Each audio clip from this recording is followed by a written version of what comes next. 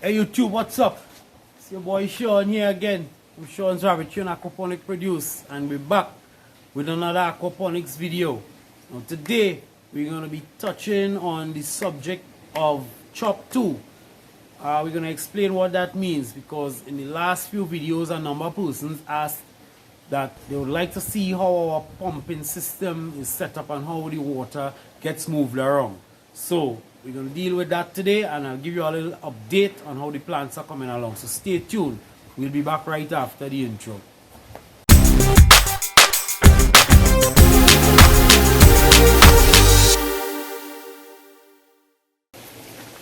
Okay guys, so we're back. And today we're going to be showing you a little bit of our plumbing and how the system works. So right off the bat, we need to explain a couple things. First of all, there's no one way to design an aquaponic system. Okay, if you give 10 different persons the same material to build an aquaponic system, you're gonna get likely 10 different designs. Alright, it's that fluid when it comes to design in aquaponics.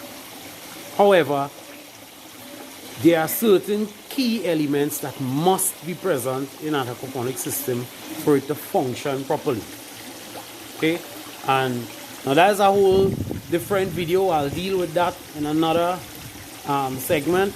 But today we're looking at the pumping system and how our water moves around.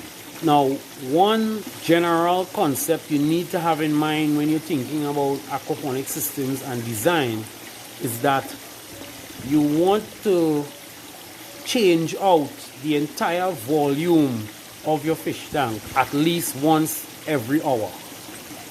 So right off the bat, if you have a fish tank that's 1,000 gallons, then you're going to need a pump that moves at least 1,000 gallons per hour.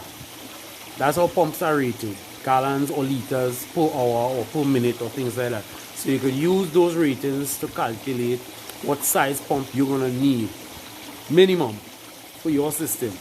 I always advise, first of all, that you upsize your pump. So if you have a 1,000-liter fish tank, you don't buy a 1,000-liter per hour pump. You look for something that's a little higher, right? Like 1,500, even 2,000, because you can always put a feedback line to take the pressure of the pump. But we look at that as we go along. So, having said that, there are several ways that you could design your system, and there are a lot of acronyms to describe the way your system is designed and how it's set up. And one of those is chop 2. I'll put that on the screen right up here. Chop 2. Now, chop stands for constant height 1 pump. So it means that you're designing a system that always has a constant height in your fish tank. In simpler designs, some people design their systems where their fish tank is also their sump tank, and if your pump is placed there, it's removing water to send to your plants. So the water, until it returns, the level in your fish tank is going to fluctuate. The second part of that is 1 pump. It means that our entire system, irregardless of how big or small, only requires 1 pump to operate it properly. Now I see designs all over the internet. People design anything because they're free to. You can't tell someone how to design their system, but some things just make more sense than others. I personally won't design a system with more than 1 pump, because having more than 1 pump simply creates an additional point for possible failure in your system. So the whole idea behind how you design your system must revolve around the fact that aquaponics is supposed to be simple. People overcomplicate systems when it comes to design, because they do it for a number of reasons. Some of the times because they think that it will perform better, when sometimes the difference in performance is negligible. But the main reason why people overcomplicate their design is for aesthetic reasons. People want systems to look pretty, they want it to look fancy, or they want it to look complicated so that they can sell you an idea. But we don't have time to sell you an idea. We are selling you a system that works, full stop.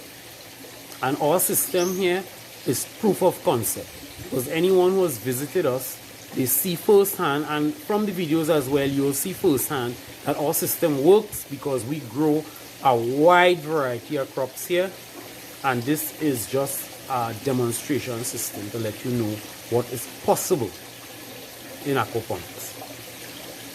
So, like I said, we're dealing with a chop tool system, which means constant height, one pump. So as we're at the fish tank, we'll look at that first and then we'll move on. This is our water inlet where the water comes in. We did it this way so that each injection that comes in creates a little swirl there, so you get some added aeration in the water. When we come down to this end of the pond here, we have two outlets here, and as you can see, they are attached to what we call SLOs, or solids lifting overflows. Let me show you what I mean. So there's a hole going through the wall of the pond where the water exits, but it doesn't take water from the top of the pond. It draws water from the bottom of the pond. Let me see if I can take this off. Right, so you can see this is what we call a solids lifting overflow. Let me rest it down so you can see it properly.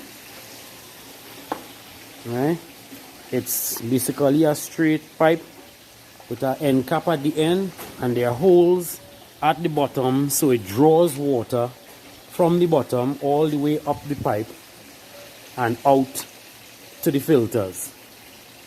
So this basically goes in here and attaches onto the, like that. We don't glue it, so you want to be able to remove it and clean it every so often. So that is what maintains a constant height in the fish tank, because the exit from the pond is at the top. So even if your pump were to fail or electricity were to go, your pump won't drain out, because the water exits from the top. So it will simply stop flowing when it reaches to the level of the pipe here, and it will remain at a constant height. From the fish tank, we moved a series of filter tanks here. We have 3 of them in a row. These are regular IBC containers. That, if you don't know what IBC means, it's international bulk container. These are used to ship liquids all over the world, all types of liquids. So be mindful, if you're purchasing these, make sure you know what was shipped in them so that it's safe to use. Right? These tanks are food grade tanks. These were bought from a ketchup company, and they usually ship vinegar in it. So it's a food grade container, so all we had to do was to rinse it out and use it safely. Right? Just be mindful of that, because they ship all types of chemicals in these containers around the world. So make sure you know what was shipped in it before you use them.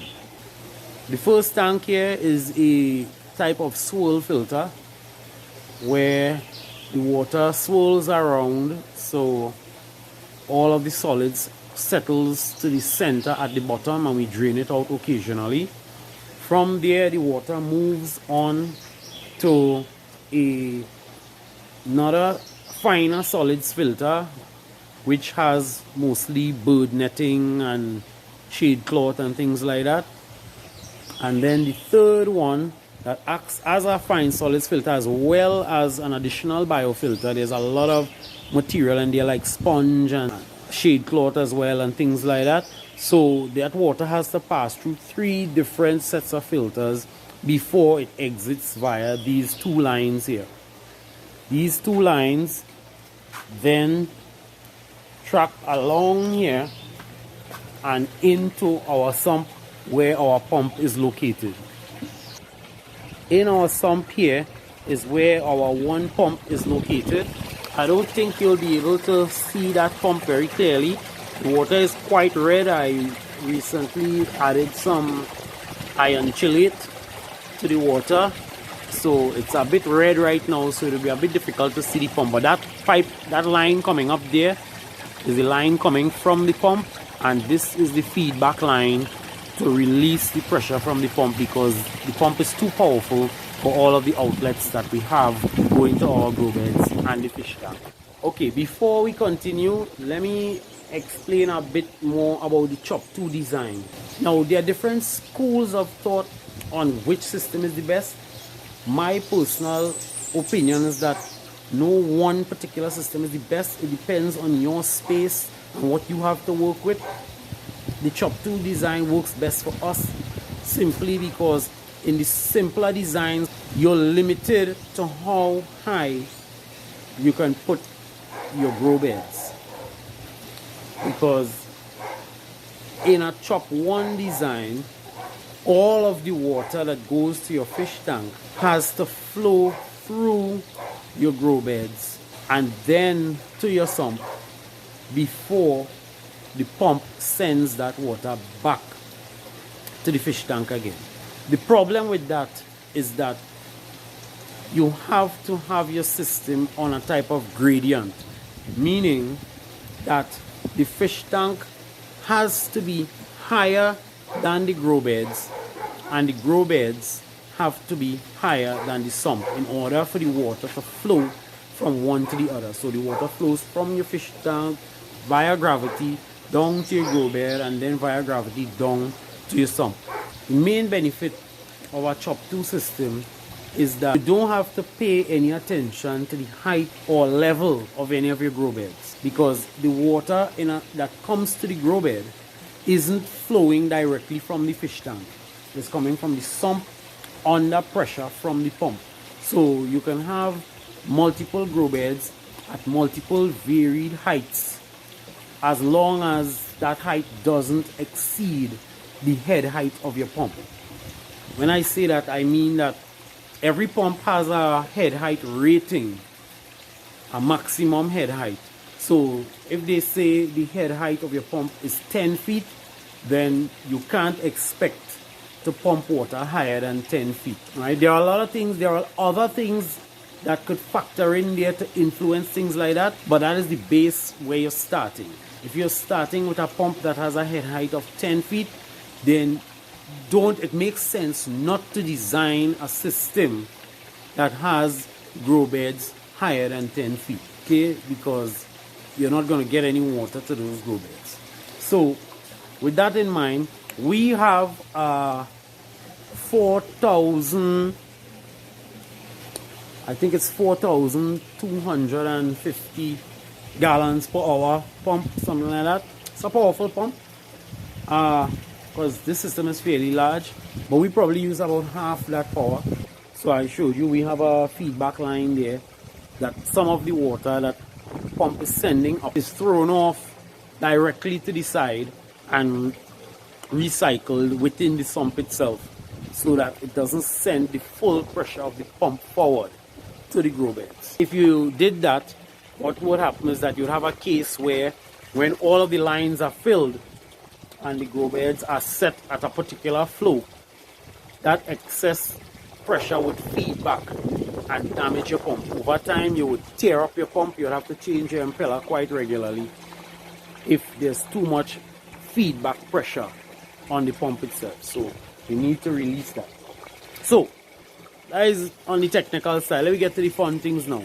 So from our sump, the pump comes up and the pipe travels under the ground here, across and this way. So from there, the flow goes Some goes directly back to the fish tank, and the remainder of it passes underground and goes up the line to all of the various grow beds.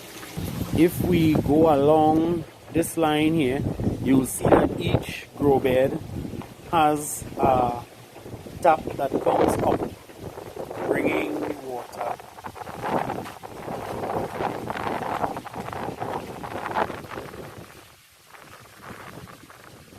we go up the line.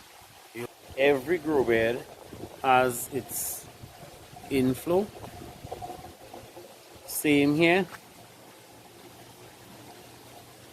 Okay, same here, and so on and so forth. So every grow bed has its own inlet controlled by a ball valve. Because the thing about flood and drain beds or media beds, they operate via a device called a bell siphon, which floods and drains the bed on a constant basis without you having to do anything. I'll explain more about that in a subsequent video, but all you need to understand for now is that each bed has a line bringing water into the bed, as well as an outlet taking the water out of the beds.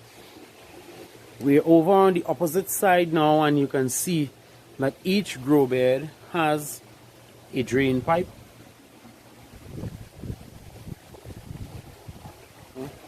So each bed will be draining into this 4-inch pipe here. Come along. And this 4-inch pipe runs all the way down here through this filter tank that's partially buried and back to the sump. Some of you may have noticed, or you probably would have thought about it, but the key thing with the chop 2 system, which makes some people a bit skeptical to use the chop 2 design, is that, bearing in mind that in a chop 1 system, all of your water with all of the solids and the waste from the fish comes through the grow beds where they are filtered, broken down, then to the sump, and then more or less clean water is sent back to your fish tank.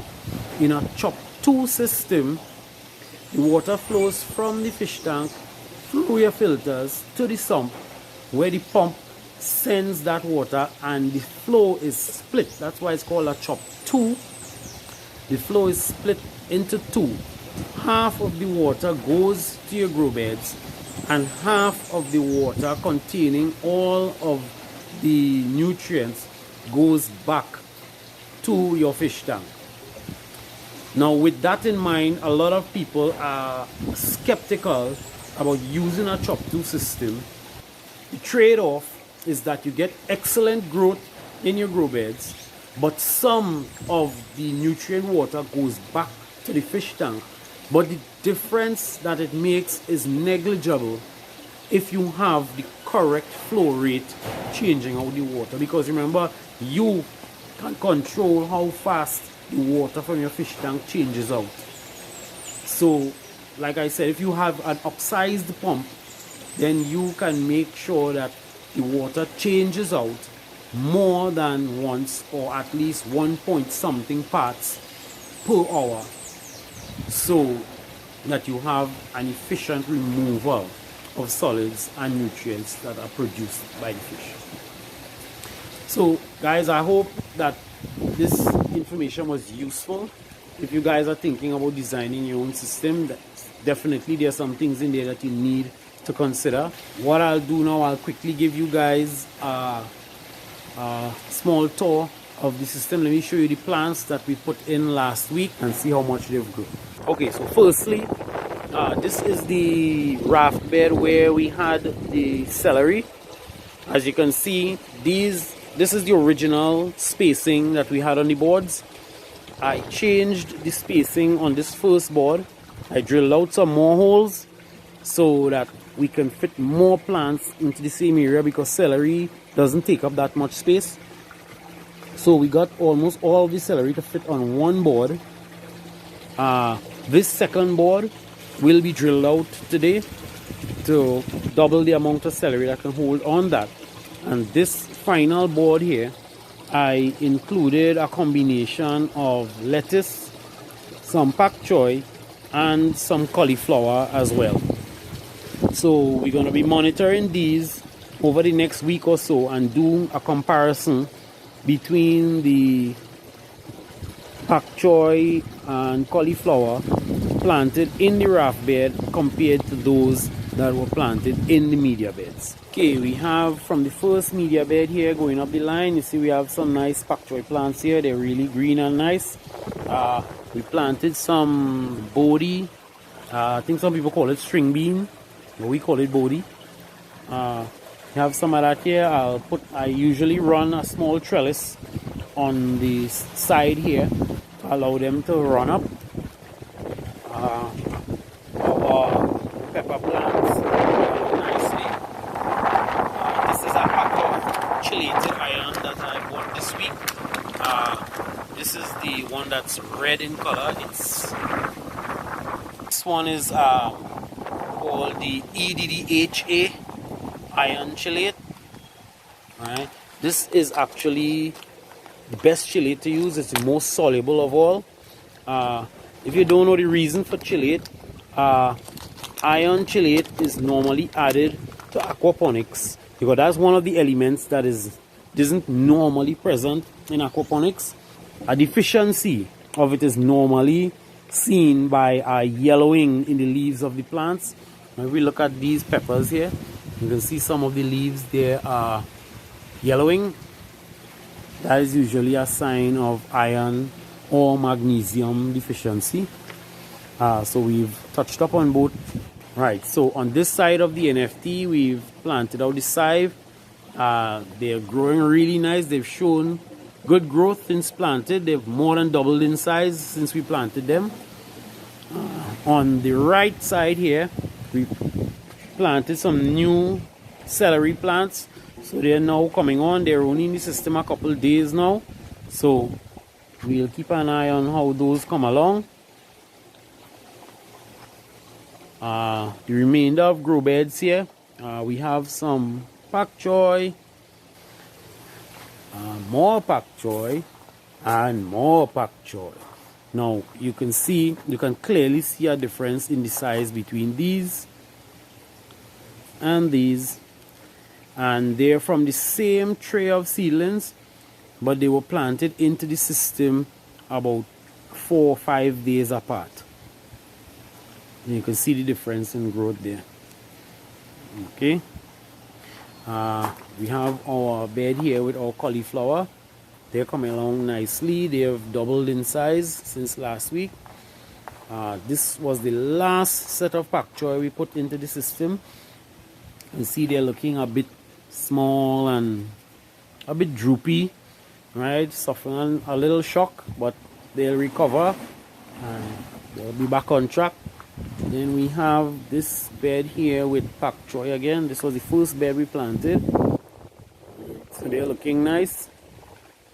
And then of course we have the full bed of shadow benny, or bandania as we call it, right? You see a slight yellowing in some of those leaves there. That's that iron deficiency that we spoke about, but we're dealing with that. Within a couple of days everybody should be green and nice again. And then we have our 2 sweet pepper plants to the front here. We are already seeing buds forming on them there, so should be getting some fruit from these in due time. So guys, we're gonna leave it there for today.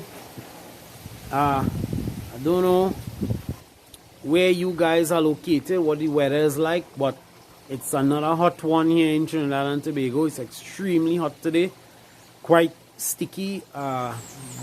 It's a slight wind blowing across here in the Waterfield area, but other than that it's very still, very hot. So I think it's another hot humid day, and I'm hoping that it's not too bad. on the rabbits. I'll go check on them in a bit. But the plants, they seem to be okay, and everything is coming along nicely. So guys, thanks again for tuning in. If you all have any further questions, of course, I know I spoke about a lot of things today that I may have to go into further detail in future videos. So hit me up in the comment section. Let me know any areas that you want more specific information on, or any specific aspect of aquaponics that you want me to do and focus on in another video. So we look forward to seeing you guys again. Of course, look out for another aquaponics video before the regular Wednesday schedule. We're trying to double up on you guys, so look out for that, and we hope to see you then. So until then, Sean Austin, on behalf of my business partner Sean McLean, Sean's Rabbitry and Aquaponic Produce, signing out. See you guys in the next video. Peace.